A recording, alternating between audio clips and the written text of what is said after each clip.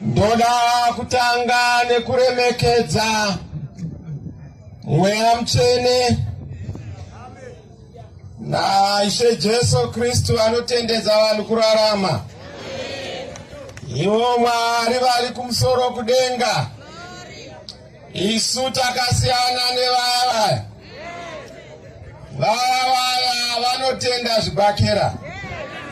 Isu tinotenda rudo. Vaya vanotenda hasha. Isu tinotenda nyasha. Vaya vanotenda rima. Isu tinotenda chiedza. Saka takatosiyana. Vaya ndevekare. Isu tiri mangwana. So titendedzei kutenda Mwari wemasimba ose. Ndo vanotisvitsa pano. Ndivo vaita kuti mukoma wangu Munangagwa aone nhamo aite chamutavanhava. Akambotanga achipfeka scarf ikena apfeka magarments. Tikati hausati watanga mukoma uchapfeka mapambas.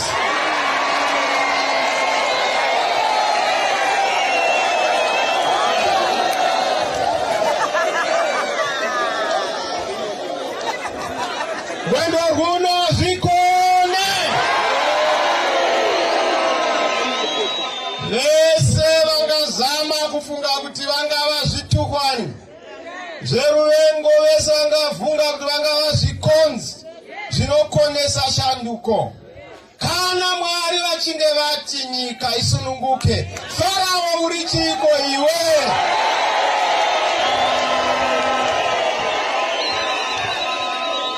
Natenderera nyika yose kwese kwandiri kuenda. Hazvichina kuti ndewe bato ripi. Neivo vekuzanu-PF ndo vari pamberi. Vakati vachamisha tanzwa kubva 1980 panokuzi pamberi. Ndekwapi pamberi pasingasvikwi?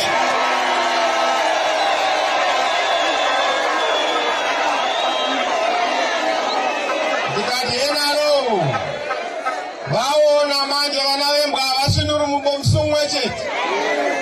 Asi tinosunura tichinonoka, tinoruma zvokuti be. Vanozviziva kuti munyika muno hakuna umwe utungamiri uchajekesa nyika. Hakuna umwe utungamiri uchasumudza nekuvandudza upenyu nebudiriro yematunhu. Hakuna umwe utungamiri uchaunza rusununguko munyika muno. Pamusoro iyi ma-MP edu haini ndaona mapindeni.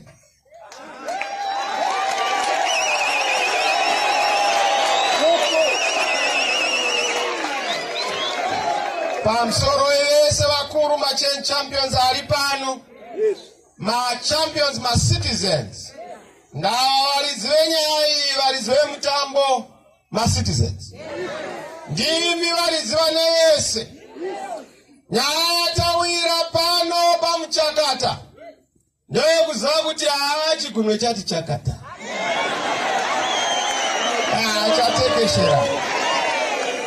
Chatekeshera chigunwe.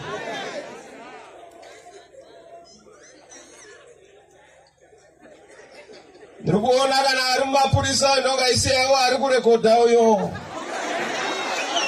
Unotendezwa kuuya pedyo.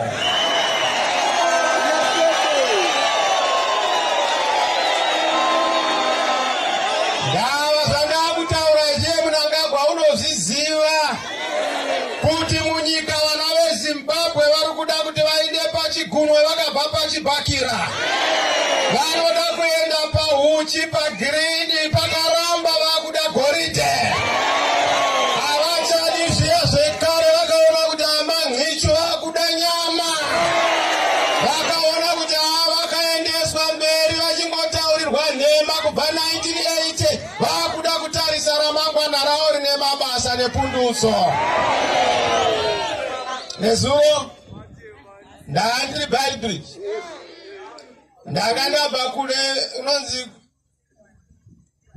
kumulirima Kachana. Kwese kuko zvino zikangene uchaha. Wanoita. Nakutaura one thing. Hama dzangu muno chigunwe ndo chichasunungura nyika. Chigunwe ndo chakaenda kunotekenya gidi rorisununguko. Chigunwe ndo chinotendeka pakashata. Chigunwe ndo chinonombora zvinotapira. Chigunwe ndo chinobura uchi. Chigunwe ndo domoriya rakanoparadza musoro waGoriya. Takaona kuti chezvembama hazvina simba. Ndosaka takazvisiyira omwe ava ndona yaparara manzi haisiko. Vaiti vanzi tamukaurisa mukomana tamutorera bhachi. Izvo asingazivi kuti manditorera bhachi dzvuku mandipa rinonaka reyeyo. Wapindara mukomana? Wapindara mukomana? Wapindara mukomana?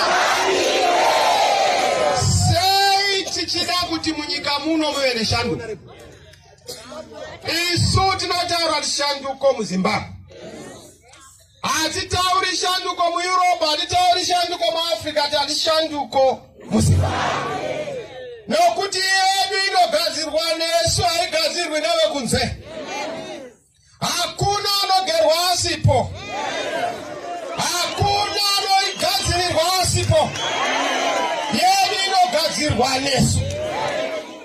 Pari zvino tine 5 million Zimbabweans who are in the diaspora. Zvinokuratidza nyika yaita chidhanga. Chero uri teacher, uri doctor, uri nurse, uri journalist, uri munhu akazvifundira, chero wakarongeka sei uri accountant, unodhanganyiswa nehurumende yakadhanganyika.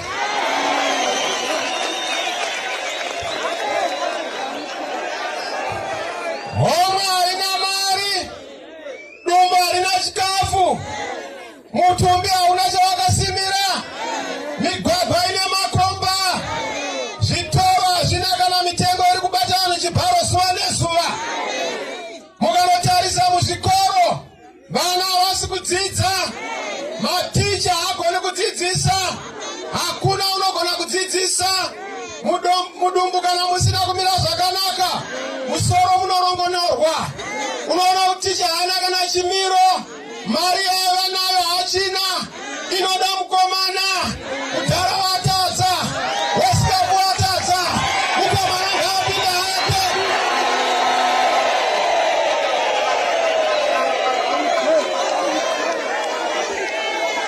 Ndonyaya yatiita kuti tide kuti nyika inake. Mukatarisa tine 60 minerals in this country. But look at where we are. Tinonhuwa nhamo nyika yose pasi rose. Ukaenda kuBotswana anoti makwerekwere. Ukaenda kuSouth Africa anoti mazimba. Tapuwa mitupo, tapuwa mazita, tapuwa madunhurirwa. Nenyaya yenhamo yatakatekeshereswa nehurumende. Kazhinji ukaona nemanga kumakumbo, usakwesha manga kumakumbo. Kwesha mumusoro nokuti manga ari kumusoro.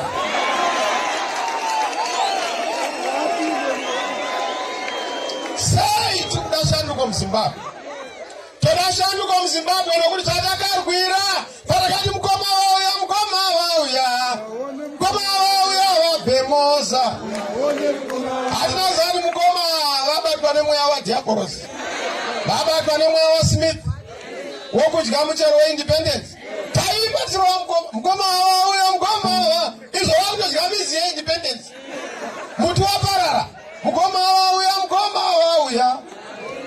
Izvo vapedza goridhe rese. Koti mafia makaiona.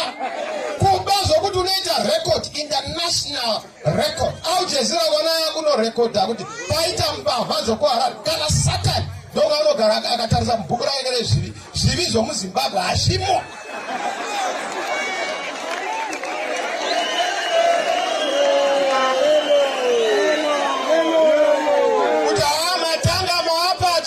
Matanga pamberi kuita zvivisa zvakamboitwa. Ukaona wakubira nyika, wapedza kubira nyika woba nyika yacho. Vamwe kuti simwe nyika wana kubira nyika wogumira ipapo. Ava vanoba nyika yacho. what? Yokuti newa unaka basa. Newa unaka na mari. Newa unaka na mari erora. Loka njera dwapana wachinja mcharori mnowana. Kuwana onda wana. Aupatarika na magani wana.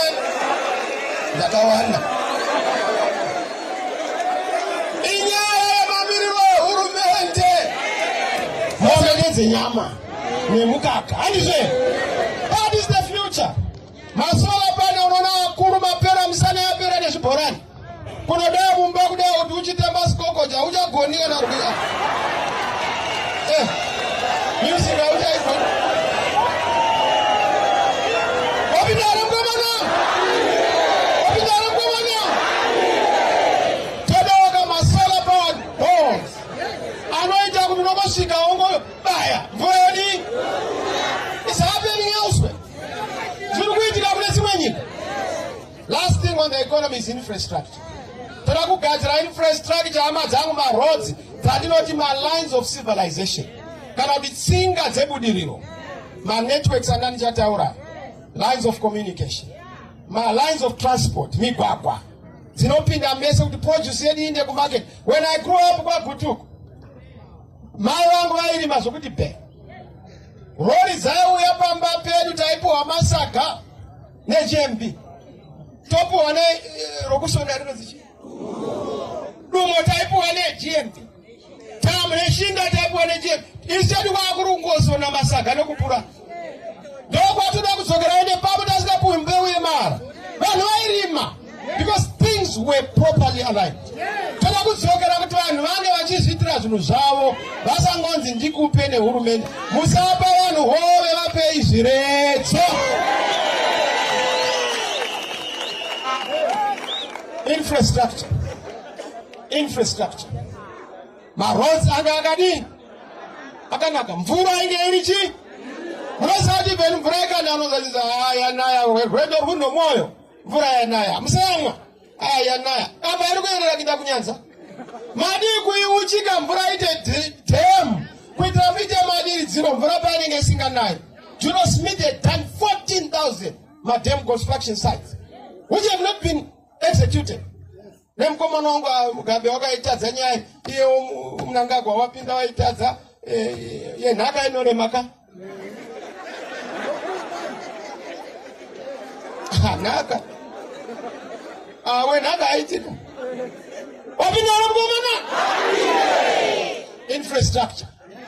Tipe mkana muone zvinoitwa munyika mutoikaringa nyika. Munoikana ndo Zimbabwe. Ene azani wana wanenge pamberi kuti ngapinde mugoma. Ngagare mugoma. Iyeza. Nokuti sanakira munhu wa. Number 4 is social services. Nakupedzisa zvangu. Education, health, support to my persons with disabilities, my minority groups, women's groups. Mazimayo mu Zimbabwe atambura. Musoro mune shingare uno. Kusana kulenge kwakatakurwa mwana. Mudumbu mune mwana ari kuuya. Muchiuno mune mwana ari kutaimira.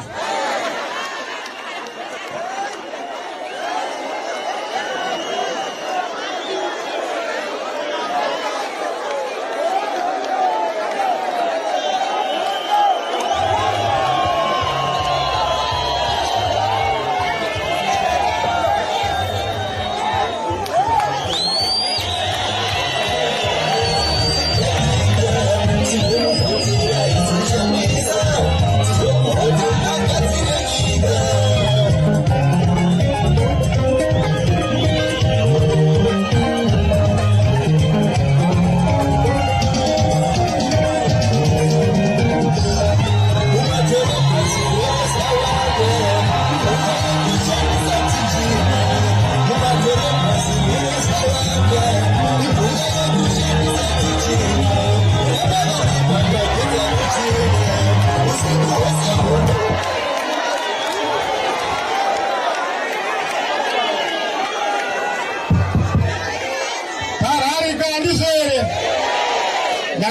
mkoma wa Mnangagwa aona ndichitamba kuda kuteza kali unoskoka mdara. Zimestera utezeri.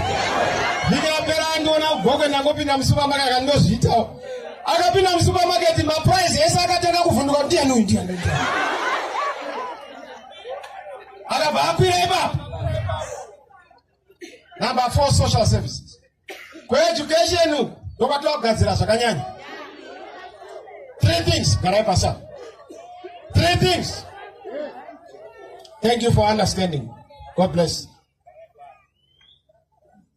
3 things for education. Chokutanga chinogadzirwa education curriculum. Zvekuti vabereki muite zvemakala ndiri kubvisa izvozvo makala.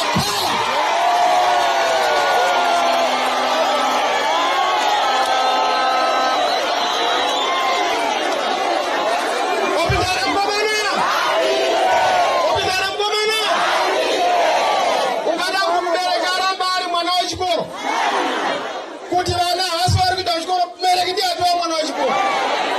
Saka tinogadzirisa curriculum nesyllabus tichinzwa kwamuri vabereki. Tichinzwa maheadmaster nematicha anova maexperts in education. Votiudza kuti which is the best curriculum inoita kuti a Zimbabwean graduated student are competitive globally in terms of technology and the modern trends that tiri kuona dziri kuitika munyika muno. Kwete kuti tidzidzise vana zvinhu zvisina basa ivo vasingakwanisi even ana 5 band. Oh, you don't impose a curriculum on the parents. Education must be out of consultation. Munhu wese ave happy nokuti tiri kushepa ramangwana remwana zviitwe nokungoti minisa amuka achifunga zvakati. That is going to go. Number 2, toda kugadzirisa nyaya yokuti grade 1 to 7 hurumende ngaite education, free primary education.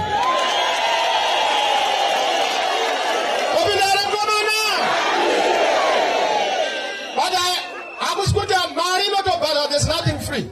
But inyaya kuti hurumende inenge ma mechanism we've worked on a mechanism. Nemari kwa inobva kuti inobva kupi chienda kupi, so that we are able to give my parents a breathing space. Change may be uniform jet. Kungotowana ite uniform. Why uniform is important? There kuti pasaonekwa anowana neasingadi. That is the only thing. Otherwise, apana need yokuti wana ite uniform, but it's also for discipline. And Form 1, toti mbereki chizionerawo. Responsibility shared between government and the parent. Form 6 asvika tomugama asvika naita graduate tomupa loan ngakonakirwa achitungamirira achidzidza nyika. Wapindara mgomana.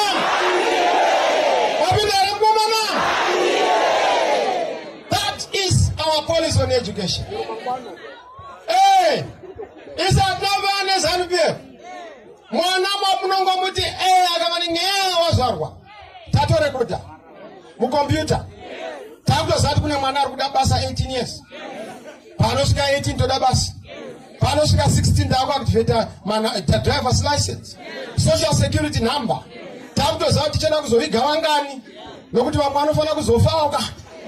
Kuronga zvinhu zvisari zvadi. Unemployment rate 97%. Vapana vasati vambopuwa kana pesilipa. Vazhinji muri kutengerwa rupasa, muri kutengerwa bhedha naamai. Imveni kana kupfeka nhewe yomukati naamai. Ngatibvisewo nyadzi dzakadi handizve. Wapindara mkomana? Wapindara mkomana? Wapindara mkomana? Education number 3 chapter kugadzirisa. Pane nyaya yokubhadhariswa exam fee. I was examining, Zambia we are with a free primary education. I was examining my models, Ekunana Island in Okumwe Kweso. When in South Africa, exam fee ibhadharu with a student. It's the responsibility of the examining authority. Kwada mnoti wanokuita exam, what you are doing ibhadhara exam, no grade 7 exam, no Form 4 exam, no A-level exam.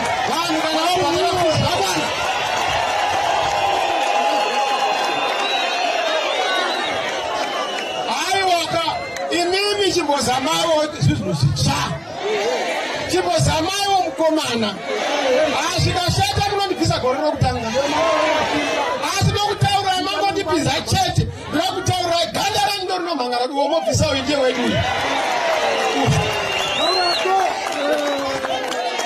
urino kuzadi uyo mo pisa maanga kutamba nesuma makuda mpaisa ma nyika yanaka asina ndikari ndakataura ngati nini mwari wakanditendera ndakasirwa basa natangira ina Mugabe kunziwe basa rako ita kuti ugadzire nyika ive nechimiro kwatiri kuenda kunosangana nechimiro kakuite mumwe siyana nemachirozonedza evhangeri vachigadzirira vanhu kuenda kudenga kwete kunosvika ita mapastors for it ko Jesu unozomirirwa nani iwe wakuti pastors for iwe ko unoti ini mukaona ndadaro zava kuti ndapenga hamuzondioni ndiri pachechi ndichitsvaga campaign kana vote ndava hazvitendedzi unenge wadefila nokusvibisa places of worship and places of honoring God. Atiwirirani nazvo izvi rega vafundisi vaparidze shoko rega vafundisi vatande mweya yechina nekutinga zvitoma kana uripo ipapo uchitandwa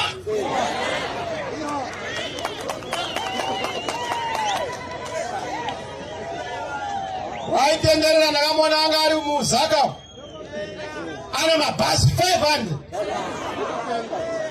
anga ari wawo futi kumateverere vaiseka zvikati apindwa neko mukoma wako ndikati imi hakuna usina mukoma akadaro nemiwo kwenyu variko ndindadi ndiri wokutanga 500 mabhazi wanga ari kumasendra achitenderera nehuku chikenini uye pano ipa vanhu huku zvemarema ngazvidyiwe chikafu chikauya rovai bosai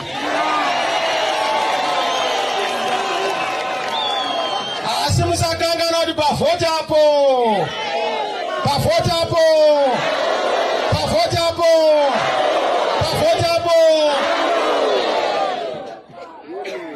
we have 5 critical issues ndinopedza soti vhare musangano chokutanga chatoda kugadzirisa. We want to restore the greatness of our country, making Zimbabwe a powerhouse once again, a jewel once more. How do we do that? Panama priorities, any nation and any country must be known for something. Right now our country is known for violence, is known for disputed elections, is known for looting gold, is known for selling silver away a family who are torwa.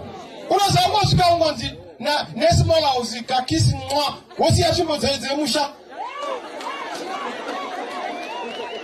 nozurukidwa nezanu kuti angosangana kuzerda kita investment torai lithium endai nayo gold torai ndimi muri kuchera hakuna izvozvo patiri kupinda isu munhu kana anochera chicherwa muno hachibudi muno chinogadzirwa muno choita mabasa muno choburitsa maproducts muno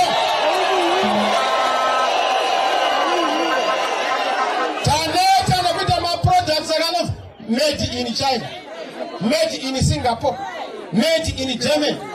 Current I say made in Germany, made in China.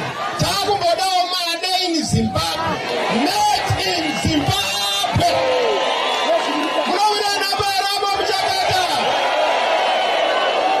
We have a lot of products that are for international markets. We need to restore the strength of Zimbabwe. Beef yedu inonaka yacho idzorera kuti ive the best beef nekota yedu kuna na Europe. Takapuwa zvipo naMwari. Tine beef inonaka. Ngatiitengese kuna na Europe tiwane mari. Tinana Vic Falls vasina dzimwe nyika. Tourism. Let us be known for treating other people well. Let us be known for producing gold and finally finishing that product. Value addition and beneficiation. Making Zimbabwe great. Ndopa nechinangwa chedu kuti number 1 kunana bhora uko kunana tennis kunana volleyball ma sports ese vanofana kuzalika na Zimbabwe yasvika chazezesa mutunhu nema. President wedu kana achinda kunana United Nations anofana kuti anotaura zvirumbi zvinonzwika kana French inonzwika Makati mukoma Mnangagwa. Makati kungopuwa mbijana na Mugabe 1/10. Ili nhaka yechirungu. Nimukwanise kutaura tuwane mari munyika muno. Bana kamza chiti ndobhara koma, ngobhara zero rati mudhara iwewe. Iwe mudhara. Waonekwa. Shanduka kuZimbabwe. Shanduka kuZimbabwe. Aiwa mukoma wangu topota tichita zvekunakirwa ka. Imamite zvemadunhurirwa nemazikoma enye. Pamufaro wedu isati tukani. Tetingoudzana mukoma vanotiseka urema wabva asi pane umwe urema huda kusekanwa tiri vapenyu. Mukoma haasiziwo panyanya. Madhakirwa kudai kuti munorova mai. Aiwa hasi raita. Kusekana pachedu kusekana kwanakamba. Handizve. Let's make great Zimbabwe again. Handizve. Nyika yedu ifambe ite zvakanaka. Tozikanwawo kwete sevanhu vari kuexporta human resources. But sevanhu vari kuexporta ideas and thought. Vari kuexporta ma-products. Vokuti vanhu vanouya kuzotsvaka mabasa muno. Hatingakundu neBotswana ne1 diamond. Isine 60 minerals plus. Just kungogadzira 5 chete. Haungoda akawanda unogoda platinum, palladium, gold, over one lithium, over diamond. Mamwe yeso chimbomirai yana uranium chimbomirai. Toda kungogadzira chete ndigadzire zvikoro ndikanike zvikoro nemigwagwa. Unoona migwagwa inenge yanaka. Chokuti muyangwa chitenda kuno kuchitango chakunguruka uri murodi. Aiwa, migwagwa inofana kunge yakafara. Iri tara. Ichiratidza kuti iri kumentenwa. Mari tinayo. Ukaona mabingu anoitwa mari peye. 1 billion corruption. 1.7 billion iri kuenda illicit financial flows. Kungotamisa chete kuba iyo iri 3 billion. Maticha makutoba 540 vese anotambira mapurisa muwapawo ipapo akatata misugondi wanokuchengeta ega munhu anakirwe munyika yake.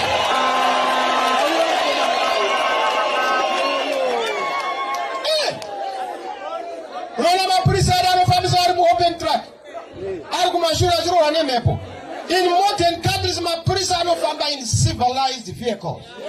Hazvibvumizi kufamba ari muopen track hamuna maseat belts. Safety haibvumi. Unaweza mapurisa wakahaka kuti vari kumashure kudai. Masoja edu akahaka kunge ari kumashure. Vanhu vachienda kumabasa vanenge vari mumarori kunge masaga ebhinzi. Hakuna izvozvo. Let's respect the dignity of our people.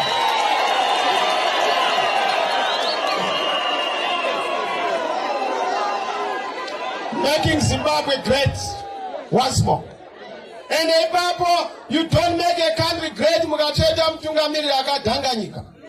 Ima wangu vitarisa tarisai. Moti mkomo wanga hapa nini? Mzaita mashaba masimba gema masimba masamani. Wabidara mkomana? Wabidara mkomana? Number 2. Tunakugazirisa governance yenyika. Government. How do we govern? The culture of government. Tunakugazirisa culture na maitiro yedu. Atiri hurumende inotaurira vanhu kuti asarudzwa ndiye shefu. Asarudza wonzi ndiwe muranda. Apinza basa ndiye mkuru. Kwete apinzwa basa. Vazhinji hamuzwisisi kuti kana munhu akaitwa minista asi shefu ndimo akamuita minista.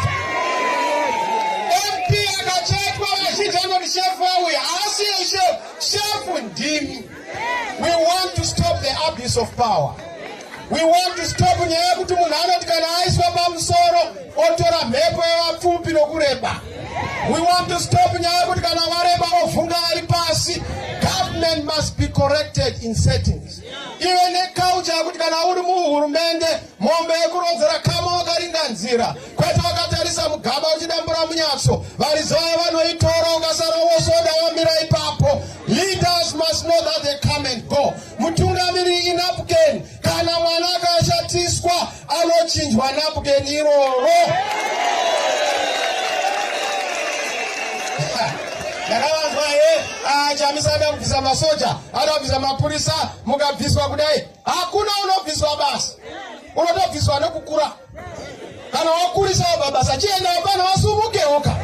Sasa ndoda kuita kai papa mutara chienda waita papa ngakupindewa.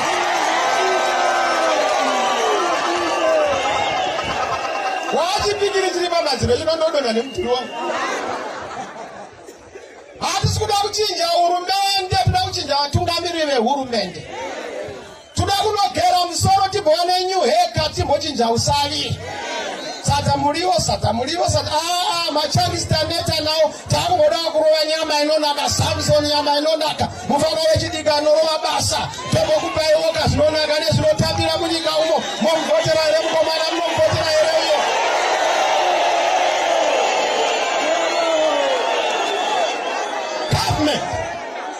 Government must be fixed.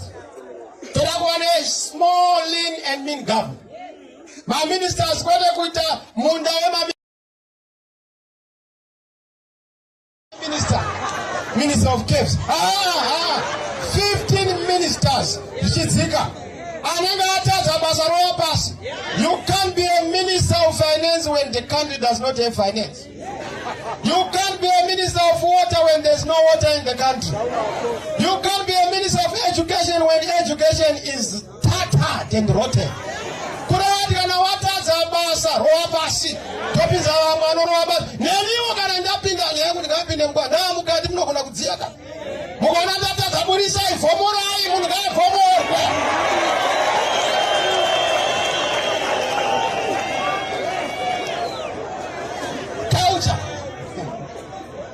The culture of government, the culture of accountability, the culture of responsibility, the culture of credibility, no corruption. Nyaya kurova mari yenyika semushonga wemudumbu kuti andisandapora. Let's respect my resources enyika, not loot them but take care of them. Vamwe vari kubvunza nyaya ndinotaura madzishe musavhunduka nemasapuku. Hatisi kuda kuchinja.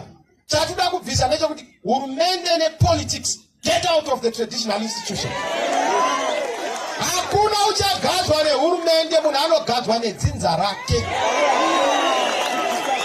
Ushende hwedzinza hahusi hwepati. Ushende hwedzinza hahusi hwematongerwo enyika. Unoitwa ushende kuti wakanga uri ishe zviri muropa. Dzinza kwenda kunoitwa nenyaya kuti wasumudza chibhakera kana kusumudza chiguru. Ndozvimwe zvinoita mvura isanaye munyika muno. Mwari vanotsamwa nemaitiro edu.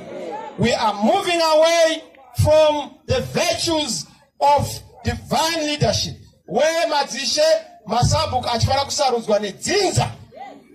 Kana mune madisputes emadzishe usabuku chawo vamwe anongogadzwa kunze namugadzana kuti unda zvemusangano. Hakuna izvo. Ndaona wangu mwana alingachi vachandivazanje kuti panoungaridzwa nezano hafu inenge yangu.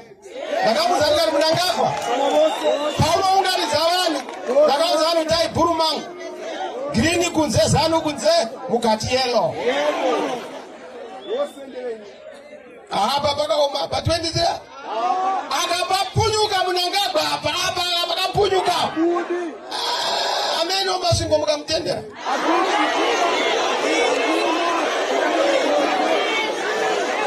Yellow yarakana green. Tribusi yarakana kumekuya. Mukomana yarakana mutara. Mutara hatisuda kuti ainde kure, toda kuti adye penje. Hazvigoni kuti mutara abate gejo mukomana ndakagara pasi pemumvuri. Ndaramba nyika ndipei tirove ndima.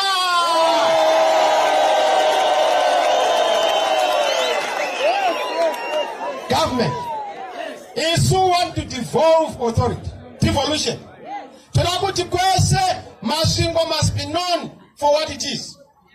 Takati Midlands must be the administrative capital of our land. Ndokuneswa parliament, ndokuneswa ma government offices, ndokunotika na president vachishanya nema ministers vachita ma international meetings vanoitira mu Midlands central position. Masvingo yoita the ancient capital but also inenge ichiretain our culture and tradition yedu. Tosumudzana Great Zimbabwe, tosumudzana Lake Mtiripi, tosumudzana nzvimbo dzedu. Masvingo yorangarirwa as one of the greatest cities. Flower yoita industrial capital. Manicaland Mutare yoita horticultural capital. Ana citrus nema tea nezvimwe zvose. Togadzira nyika. Ipaye mkoma zokita ma province 10 ayo atokuda 5 regions. North, South, East, West, Central. Tapeza. Tota za kutivada ni ya kuti Mashonaland. Matepe. We are dividing each other ni tribalism. Ndikutaura about government. We must move away from the nomenclature and terminology akawiswa nevarungu. Even mazisheru not chief. Iyo kuyuke huko kuna nalanda ana chief ana king. Saka unoda kureduce mutungamiriri wedu kuti umuti chief. Unozati chero ngwena ikanzi chitanana inoita chitanana. So we can tururu inoita tururu. Nokuti chawatumizwa ndozva unowa. Our leaders vanofana kupuwa umambo hwavo hwakakodzera. Vana Sadunu nana Sanyika. Zvese zvinoiswa neswendo zvokuya vachitedza zvakatarwa nevarungu. Maprovince akaiswa nevarunga. Language yakaiswa nevarungi. We want language yedu ndaiudza vamwani kuti we don't want kumaruzeva. It was a terminology yevarungu kuti is reserved for future use. Vanhu vedu havana kana pokugara. Vanhu vakatonona ike zvino kana wakagara mumaraini muya hausi muridzi wenzvimbo. Unogona kuuya kutimwa semombe nehurumende. We want to make sure pauri ipapo ndepedzinza rako haubviswi nehurumende kana hurumende ichida development hayo zvokukumbira. Muri kupanza vari pagabinet, muri kupanza vari padevolution, muri kupanza vari pakupa simba muwana. Chanduka muZimbabwe. Number 3 is the economy. Economy toda kugadzira yainetsi.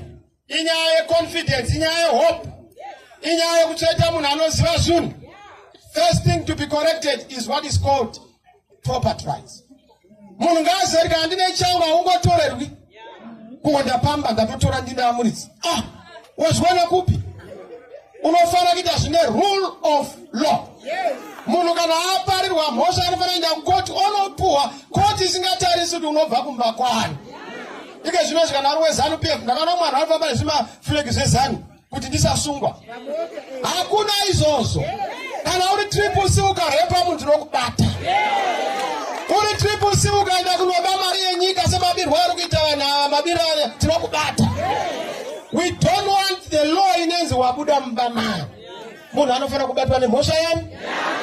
Mapurisa achanakirwa mandani. Tavapo irewe. Neuniform inochinja. Neganda rinochinja. Nehomwe inochinja.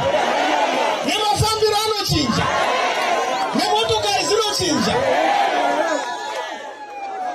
Naisu tapinda hakuna munhu anonotenga tear gas. Kana pfuti nokuti hapana wokurwa naye. Toda kunotenga perfume bakatitenga tear gas. Munhu wirire kwete kuti munhu uiswe kana kukachizwa. Hurumende iri pamukiwo kuti toda kutenga matear gas kunyika kwedu. Munowadi? Toda kukachidza vanhu. Kurwara! Kupenga! Wakatarwa naGrace Mugabe. Unopenga. Why? Ndakwasiya. Economy number 3. Let's fix our economy. But to fix the economy, there's no way you can fix the economy tisina kugadzirisa nyaya yecurrency. So tichambotanga chirowa goridhe rakadai tichiita mareserves edu. Ndaiseka ndikadai Mugabewe. Sei hatina magold reserves but Europe ane magold reserves. Vachitenga gold kwatiri. Why don't we make sure that we have our own gold reserves? To move our gold standard, but in the meantime, don't a basket of currencies, but mainly US dollar. Mununga bada wene US dollar, teacher by US dollar. Dollar muwame kumunu wese, dollar muwame kumunu wese.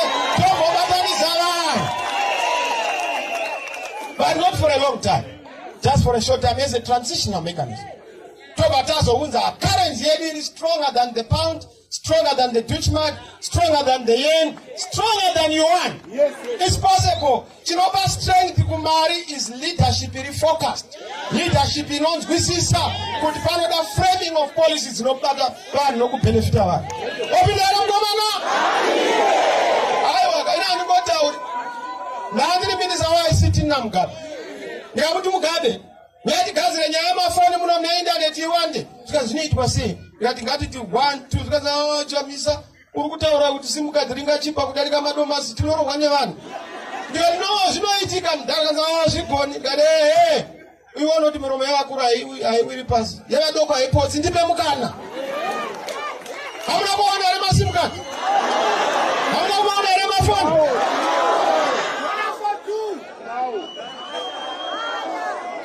Baba mane bari kare mafoni. Kuda ndo ndo telesa. Asa wena kugadzira nokuda ati nyika. Yokuti uchida kuti ubate network kunokwira muti. Kana kwira mugongo kuita gudo. Kuti uwane network. Nyika inofana kugadzirwa so that we have ubiquitous connectivity. Not just 4G, 5G. Yokuti ke zvinoda muchigugula. Kama vana vazhinji moto wakuda kutodikwa apa tuze so. Yobva yadonha network. Wotangaje. Kore tuwa unoona. Unowatangaje. Ndikunyabara apa na. Obinera mkomana. The economy. Tokugadzira upfumi wedu bali kutigadzira upfumi tofana kugadzira ma commanding heights of the economy. Energy, kuna agriculture, togadzira ma rights evanhu. Istoda agrarian reform, precision agriculture. Tokuda muno vanonyebera kuti I'm not a Zimbabwean. Because our country has made us to lose pride in ourselves. Citizen rights. Those are kugadzira. But when I was in Zimbabwe, maita basa mchakati. Na pesa neminga kudzai why we should go and what? Why we should go and what? Tukuno vote ere. Asi ndiraudi muziye chinhu. Chinondipa manyawi nekuziva kuti apa tinorova munhu. Wandakatakura mukuru. Ainogona ngendira muturu mudiki but uturu hwandinawo. Uturu hunobvepiko? Isotinoendeswa naKristu Jesu. Mwanakomana waMwari kana ati zvinoita chete, zvinoita chete. Chero kati hazviiti zvinoita chete. Chero wazanukeva kati hapindi, ziva kuti unopinda chete. Eno ukangona kuti hapindi, hapi ndapinda. Zvaka pano munhu anofamba kuti handinzarweni, handidaro, watonzarwa. Wanzarwa. Nemba mamuzive kuti handinzarwa, wanzarwa. Watonzarwa. Saka kana wachiti hapindi zvakadi. Asi musoro mako dzangu wanharo. Kuti hapindi. Aiwa sasarira panharo. Apa isi takapinda muna 23 takapinda. Takapinda muna 2023 takapinda. Wapinda ere mkomana? Wati mkomana wapinda ere gaka. Musi wa 23 August. Ndio pari kunobata nhumbu yenyika. Kuti musikana anonzi Zimbabwe uyu anga asina kumboitawo mwana kubva 1980. Omboitawo mwana. Anosikisa nhumbu ndimi. Toda kunorova nhumbu ibve yabata ipapa. 24 kamwana kakutochema nyenye. Tonziwo makorokoto. Toda kungozi nejoy nedzimwe nyika. Nejoy economy. Nejoy corruption. Nejoy mabiro namaelection. Nejoy muruzindikita nenyaya politics. Nejoy unemployment yakakwirisa. Nejoy vanobira mari vanhu. Timboziwo makorokoto. Timbofarawo. Timbonyemwererawo. Asi tina maambi anofana kupindaka. Vemuno azivaka. Yapano mkomana mafairi.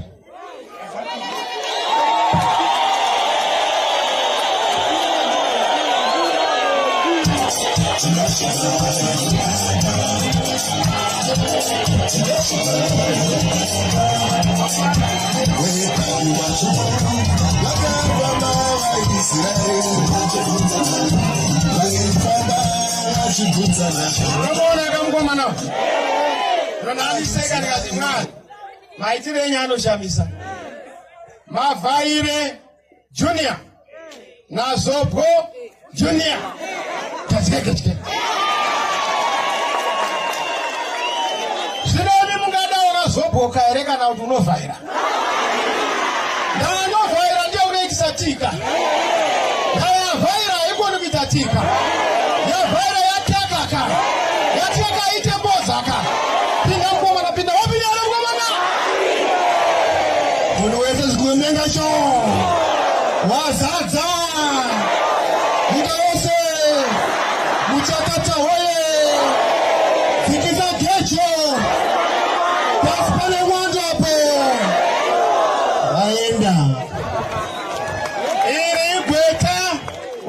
here, but asikuya kwa muri segweta. Arikuya semunhu amakasarudza mukatoda kuti miririre. Tumai vanotumika. Vazhinji vanoti pakanzi MP vanofunga kuti zvinonzi missing person. Mukangomusarudza muchamuoni. Anouya kamwe chete seKrismasi pagore. Kana kusambomuonazve. Mozomuona 5 years adzoka kwamuri. Akukutengai nembeu, nemasiti, nechikapu cherice. Akukambena, okupai Zambia, okupai t-shirt. Mwana wake hamutengeri izvozvo. Aringanyi kumutengera zvinonaka. Imi mopuwa zvinoshata. Rambai vanhu vakadaro. Toda vanhu vakaita sana mavhaire vanotumika. Mukomana wechidiki watinoziva anoteerera vabereki anoremekedza vabereki. Mupoterere mukomana. Aiwa chimboitarisa. Hurumende inenge ichiti pamusoro ine mukomana. Pau MP ine mukomana. Pau kansela ine vakomana. Mozoita vana mai vofuti vasikana. Mozoita nana baba kuti zviitike ka. Kuti iye namhami nadheti nani nechiuti. Kuti zvikwani. Inenge yakapenga. Manje mukatsveta mukoma wangu wesikafu pamusoro. Pau MP panenge pana mamona. Chinotimba. Ameni. Munomusapota here mukomana. Chiroere maoko ndokutendai muchaka. Congratulations. Usati nyadzisa waenda kuparamendu. Zvinhu zvoda kudevelopa. One of the roles I am is to develop the community. Of course, in a new government, we are going to revisit. My roles are number 1, MP, councillor, chief, and a village head. Could have did a streamline. Ghana, they've done that. Could local government development is that who does what? Perhaps my MP to legislative and oversight role.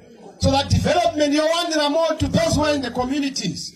My traditional leaders, never councillors. But that's for future. But for now, let's support a person what we are proud of. Mavaire has a legacy of fighting for this country. He was the first one Mugabe must go. Saka jini wakuona anaro. Usazonditoya ina masikuka. Ndakuulizira wamanda kana. Andofana kuenda, but usazonditsingirira. Understand? This is a good MP. Muchakata, Masiko Central, I commend unto you, a good MP.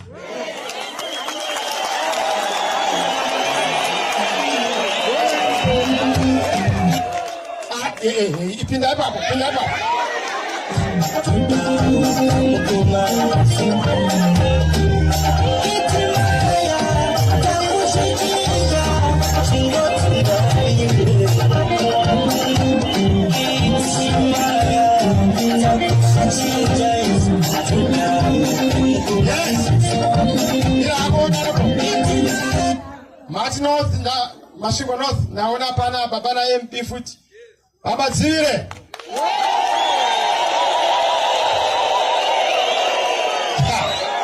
Naya koleri no Mnangagwa atakamurongera chipani. Sunga wani sunga tase. Tine timu inonyesa. Yokuti kubva kumakanzura kuenda kuma MP kuenda pamusoro pacho. Madzire ndaona une bendi dada Madzire wazoenda mberi manje. Wane bendi. MP unoita bendi. Waenda mberi Madzire. Waenda nenyika. Tinokutendai vaMadzire vanodzivira nhamo. VaMadzire vanodzivira urombo. VaMadzire vanodzivira ZANU-PF. VaMadzire vanodzivira kunyadziswa. VaMadzire sangananai nevanhu.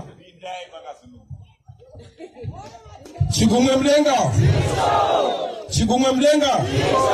Chigumwe Mdenga ku. Wazata. Nyika yose. Aliko. Aliko. Mashingo North muliko eleuko. Muliko eleuko Mashingo North. Mama Vure. Oh yes. Amapfure gwetazo zvakare paSouth apa.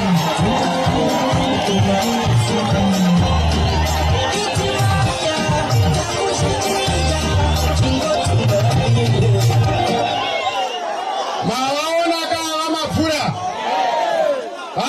varikuda kupfura ZANU-PF. Ende maipfura musaise asina kupfurika. Ngaipfurwe zvachose. Tione kuti jongwe kana rikaundurwa aiwa ngaripfurwe. Tione mafambiro akanaka mumasvingo South. Masvingo South kunana ringomana nditi? Kunana Muchibwa akawa. Ndandiri ticha paMuchibwa. Ndichiri ndangobva kuchikoro ndakaita temporary teacher. PaMuchibwa. Ndakaita nonga 2 months. 3 months. Ndasiyedzwa kuchikoro ndichienda kunodzidza zvepamusoro. Vabereki vakachema. Vamwe vachiuya nehuku kuti azviite kuti uende. Vanga vatapirwa nemukomana. Saka I'm very much attached to Masvingo South. Ndagara muRengomani ndichiuya paMuchibwa every day, so parupike pairrigation pipe achirumwa madrink fund aye tatakapenga ipapo. So ndokutenda MP. Tinovhotera MP edu Vamapfure nditi? Vamapfure is our MP for Masvingo South. Ndoyamba na Mzembe. Mzembe haachagoni kudzoka vakambokanganisa tichadzora edu mai manje. Nokuti toda kuti vanhu vese vadzoke munyika muno. Kana ana Jonathan moyo. Hatiwirirani zvega anomborasika, but chero mwana wamai vako akarasika mwana wamai vako. Vanhu vese ngavadzoke vagare munyika. Vamapfure. Shandiko Mzimbabwe. Shandiko Mzimbabwe. Shandiko Mzimbabwe. Wazadza. Aniko. Masvingo South muriko hereko. Ngavapinde avo vakomana. Notenda Vamapfure munomufotera uyo. Toda kuti munovhotera mukomana akasvika kudai. Unongoona marorwa akaitwa tai anorakidza murume akamirira basa. Tomuvhotera kuti apinde. Tinokutendai. Vagasha kuMasvingo West.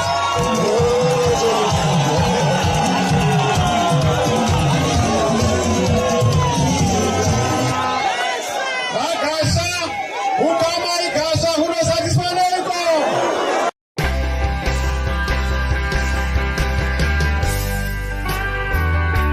Peace after elections.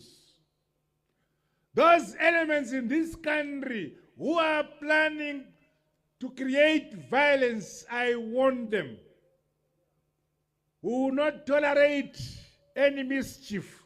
We will not tolerate all those who are bent in causing violence in our peaceful country. If they are being given money by whatever authority, nation or country or organization, ilamara wakanyarara, ipukute wakanyarara, ukangoti bufu, todhira newe, tokuvarira. We want peace in the country. All those who are promoting peace, the law will take its course against those who promote violence among us. We are a humble, peace-loving people of Zimbabwe. This is our signature, peace. God loves those nations which promote peace, and one of such countries is Zimbabwe. Up to now, many countries in the world have been writing there will be violence during these elections. Kushuka kwataita pano varomana vangani? Hapana. Takawanda over 100,000 here. But we respect each other. We are peaceful. Those vatinoda, those vatinofana kuchengetedza nguva dzese.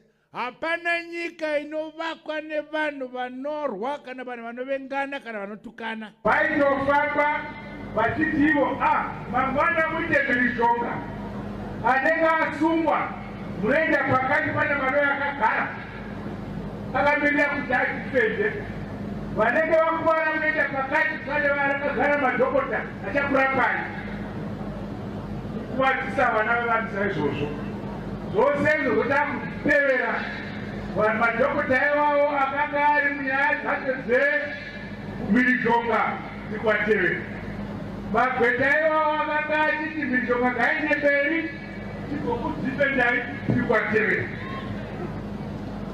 saka uyo anenge asarudza umhirizhonga anenge asarudza umhezvamukono aiwa takakwana tosangana naye anenge akasarudza runyararo norugare haleluya kwaari rugare namazuva ake ngaawedzekwe munyika inotongwa navatema asi avasarudza mhirizhonga mazuva avanouya pamberi nezanupie pamberi nezanupie pamberi nokubatana pamberi nokubatana.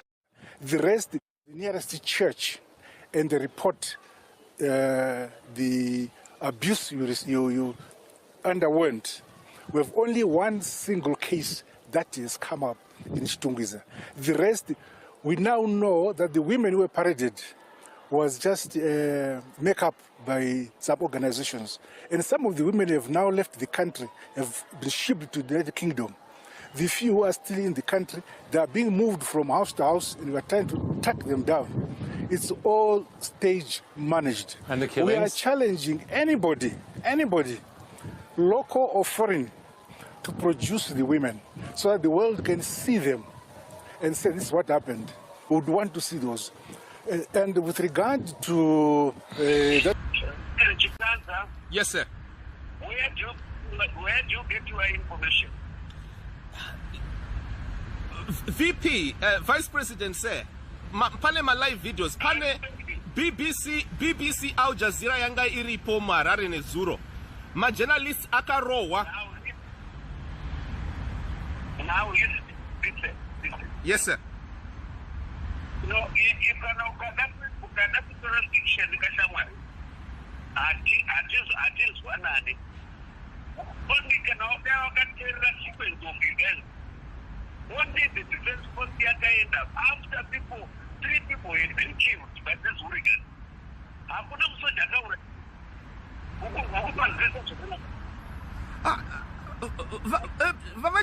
vachiwenga pane masoja akafilma vachiridza pfuti.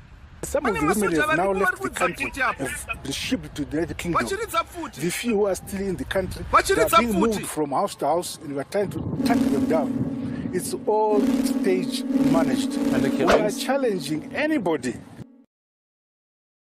That I think the problem with the corruption reports that have been coming out is that the opposition itself has failed to articulate the issues to the citizens. When I say the citizens, I'm not talking about those on Twitter space. I'm talking about the ordinary citizens. So if you go to the townships, if I was in the opposition, if you go to the townships, you need to break down these issues and explain what they mean, specifically to individuals who don't read these reports, but who want to understand why they do not have medication in hospitals, who want to understand why their kids don't have jobs, who want to understand how they've been robbed of their pensions 2 or 3 times. Because this particular type of looting public funds is directly linked to the misery that the Zimbabwean citizen is facing today.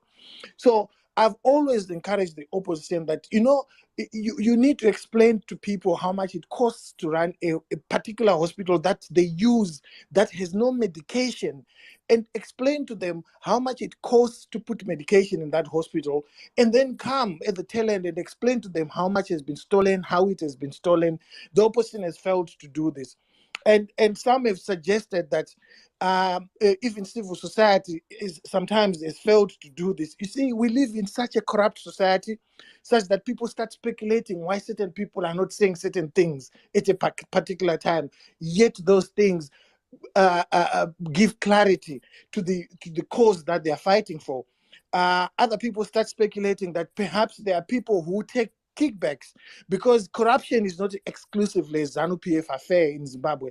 I've always explained that corruption is now a Zimbabwean issue. So you find that somebody who works in a factory can organize to steal things from that factory, and that will be seen as okay at that level. So, and you look at people talking about ZANU-PF and why they want to join ZANU-PF, they will tell you that they are driven by easy access to resources, easy access to cash, easy access to things that are looted from the ordinary citizens. So, for instance, things like mining claims, they will tell you that if I join ZANU-PF, I'll get mining claims. So ZANU-PF is commercialized corruption in such a way that if you join us, we eat together. But that's the sacrifice that the opposition has gone through here. Judging by what we see across the world, CHAMISA seems to have led a political party in one of the most difficult dictatorships of the world that's only comparable to Russia and Belarus. I want to say that the opposition, I don't know if people ever seen here, that in Zimbabwe, there have been two coups. There was one in 2017, the removal of Robert Mugabe. And then there was one on the 1st of August 2018, when publicly Emmerson Mnangagwa's office announced that they were going to use soldiers to literally change election results. There was another corruption that happened a few months after that. That was in January 2019, when Emmerson Mnangagwa, whose company, Sakunda, Tagwire's company, it was supplying fuel to the country, changed the prices, leading to a demonstration in which he himself, as an interested party at a business level, changed the figures, and then he unleashed terrorists, soldiers, whether they were real soldiers or fake, I believe they were both, onto the people. 17 people were killed, 50 women were raped. That period was another horror that the opposition and the civil society had to go through, of extreme corruption, which I think should be the basis of focus, or maybe the foundation, before we criticize Nelson Chamisa's leadership or the civil society at large for failing to expose corruption here. They actually did. And I also think that it's unfair to, we had doctors here in 2019, and there's a tweet. I just wanted to alert here the convener, where the last speaker, the second from last speaker here, Hopo Chingono, even confirmed that he suggested to Constantino Chiwenga, the man that I was exposing for offloading terrorists onto the people, suggested that he should go and meet the very doctors who were treating the tortured activists, in what civil society, to the other end, actually accuses to this day Hopo Chingono for data protection breach here, and also literally I think, betrays Simba, the civil society. But I want to your come back desire here. to follow everywhere I I want go to come back. and use your personal attacks on me on something that's so Why important do you is say I've gone deplorable. anywhere? You've been Your doing tweet this is for a public, year, and Hopo. it's very Your tweet is embarrassing. public. You Hopo, come there are and women. lie about things that you can't Hopo, provide. there are women. Sorry, I'm going to have to mute. I apologize, convener. I apologize, convener. I really apologize. I just wanted to say that, convener, just as I end, there are women who are still in hiding today, 4 years later, as a result of the shutting. Okay. Thank you. Hopewell, I know you would like to respond to that. I'll give you space to respond to that, but we've had some other requests to speak as well. Tinashe, I can hear you're unmuted. Would you like to come in? Yeah. I just wanted to contribute on what Simba was saying. there are a lot of young people who look up to people like Hopper. So I've noticed that in his recent tweets, he's been maybe attacking the opposition for not being consistent, for not attacking corruption, for not having a tangible plan. But what has been happening is that the opposition has been attacked by the government a lot. It has been attacked by every facet of the government, but not been given any media attention, by not even having to be given the platforms to openly campaign and such. So now, if you have people who portray themselves as now standing up for the struggle, for now standing up for fighting against corruption. Now, instead of fighting against the corruption, they are fighting the people who we are looking up to help us in changing this regime, in changing this government. And now, when you come and attack that, you know that you are a person who's respected by people, and people look up to you. So now, the moment that you discredit the opposition that we are seeing as the agents of changes to us, it now gives us a platform where we are now wondering if we are still together in this, or if we are, maybe some people are now being used by the government to sway us from what we are supposed to be concentrating on. Because I think right now we are at a space where everyone is supposed to be united. If we are going to fight for democracy, if we are going to fight for change, we need to be united on all fronts. So I now wonder why the attack is just coming at such a point where we need everyone to be hands-on, to encourage each other to go on this plight for regime change. And now people start attacking the opposition and seeing it in shambles. I think there's been some sort of an agenda to discredit the opposition. Yeah, that's what I think. Thank you, Tinashe, bringing in a very valuable point. It is an election year, it's election season. Things are getting way more heated, and you will see people playing many roles, some of them very duplicitous. So one of the things that I think we would always like to highlight is that truth, facts is really important, evidence-based information. And let's stick to the facts, guys. Let's not let our emotions be swayed by very deliberate attempts at misinformation and misguiding the electorate.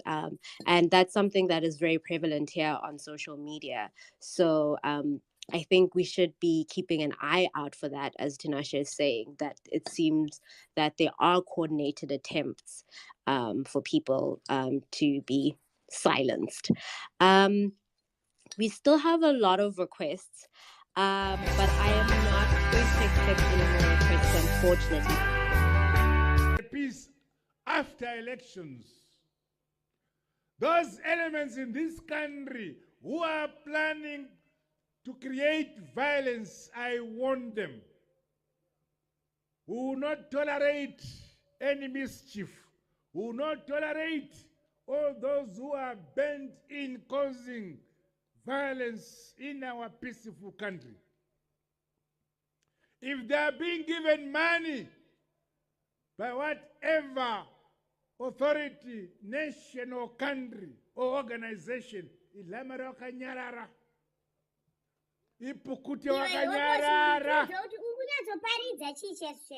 chichauri paridzewo ijournalism here vanhu tichidedhism chauri kuita akakuti dedhi wakuto zvinanga uri baba venyika yese iwe ungatadze handiti hauone marale triple C because hauide triple C yacho uri kuda kuiparadza kana saka rungoona ezanu ndosaka pepe wakanotengesa information kuna vanhu vezanu kuti safehouse kwanga kuine vanhu It's all stage managed. We are challenging anybody. chibvire kumhepo ungatadze kuona marale triple C akazara masisi ukasabloka una triple C unoona marale etriple C make use of your YouTube uone zvikuitika kutriple C chibvire kumhepoko iwe wega ndiwe journalist unogara wakangosungwa wega majournalist mangani dzaedza unonyora usi unenge wadzitsvaga futi tibvire kumhepo tetakanyarara zvinoda tanga takapusa sadada kutonange takadzungaira nosese chidetipidze ngoti baba munhu wese akutozvonange ndiye baba wenyika yese nonsense. But I am not going to accept any more requests, unfortunately. Peace after elections. Those elements in this country who are planning to create violence, I warn them, who will not tolerate any mischief, who will not tolerate all those who are bent in causing violence in our peaceful country. If they are being given money by whatever authority, nation or country or organization, ilamara wakanyarara, ipukute wakanyara.